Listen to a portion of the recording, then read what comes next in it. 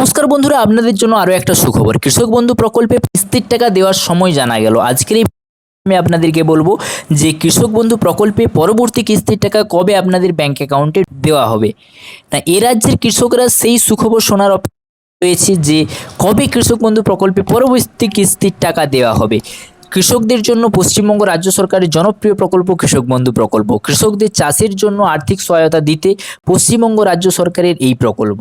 কৃষক বন্ধু প্রকল্প কি, অর্থাৎ আপনারা যারা না জানেন এখনও, তো আমি বলে দিই না, 2019 জানুয়ারিতে পশ্চিমবঙ্গ সরকারের কৃষি বিভাগ কৃষক বন্ধু প্রকল্পটি চালু করেছেন। এর উদ্দেশ্য ছিল পশ্চিমবঙ্গের সমস্ত কৃষকদের কৃষিকাজের জন্য আর্থিক সহায়তা প্রদান করা।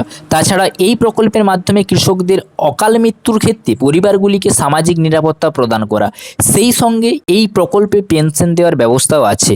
সম্প্রতি এই স্কিমটির নতুন নামকরণ করে কৃষক বন্ধু করা হয়েছে। নতুন নামকরণের পর এর আর্থিক সহায়তা বৃদ্ধি করা হয়েছিল এবং পশ্চিমবঙ্গের মাননীয় মুখ্যমন্ত্রী 17 জুন 2021 চালু করেছিলেন। কৃষক বন্ধু প্রকল্পটিতে কি কি সুবিধা পাওয়া যায় না, পশ্চিমবঙ্গ সরকারের কৃষকদের আর্থিকভাবে সহায়তা করতে এবং তাদের চাষের ক্ষেত্রে নিরাপত্তা দিতে কৃষক বন্ধু প্রকল্প চালু করেছিলেন। এই প্রকল্পের মাধ্যমে কিছু সরাসরি সুবিধা পাওয়া যায় এবং অন্যান্য সহযোগিতাও পাওয়া যায়। সমস্ত ধরনের সুবিধাগুলি সম্পর্কেও বিস্তারিত আজকের এই ভিডিওর মাধ্যমে আমি জানিয়েছি। তো প্রথমে হচ্ছে সরাসরি সুবিধা। না, এই প্রকল্পের মাধ্যমে বেশ কিছু সরাসরি সুবিধা কৃষকরা পেয়ে থাকেন। প্রথমত, কৃষক বন্ধু প্রকল্পের মাধ্যমে নথিভুক্ত কৃষকেরা বছরে 2টি কিস্তিতে আর্থিক সহায়তা পেয়ে থাকে।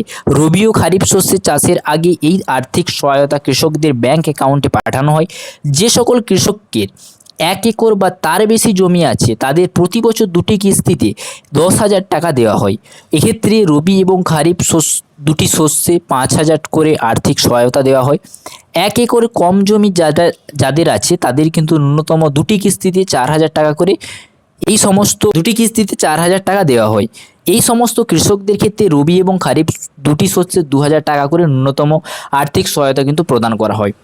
দ্বিতীয়ত, কৃষক বন্ধু প্রকল্পে 18 থেকে 60 বছর বয়সী নথিভুক্ত কোনো কৃষক মৃত্যু ঘটলে তার পরিবারকে কিন্তু এককালীন 2 লক্ষ টাকা দেওয়ার ব্যবস্থাও আছে। এই ভিডিওটা কিন্তু আমি অলরেডি দিয়ে দিয়েছি আমার চ্যানেলে, আপনারা কিন্তু দেখতে পারেন যে কিভাবে এখানে পেতে পারেন আপনারা। কৃষক হারানো শোকাস্তম্ভ পরিবারকে আর্থিক নিরাপত্তা দেওয়ার জন্যই রাজ্য সরকারের এই পদক্ষেপ। দুর্ঘটনাজনিত কোনো কারণে কৃষকের মৃত্যু ঘটলে তার পরিবার এই টাকা কিন্তু পায়।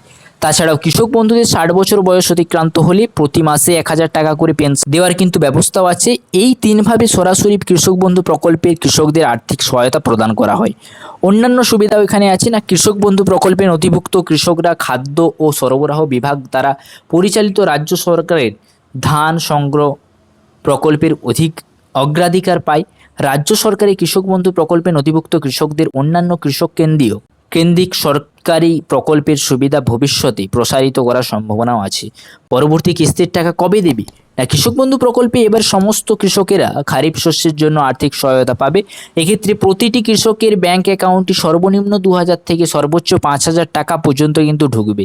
এর আগের বছরগুলিতে দেখা গিয়েছে সাধারণত জুন মাসে কৃষক বন্ধু প্রকল্পের খারিফ শস্যের আর্থিক সহায়তা দেওয়া হয়, তবে কখনো কখনো মে মাসেও টাকা দেওয়ার রয়েছে।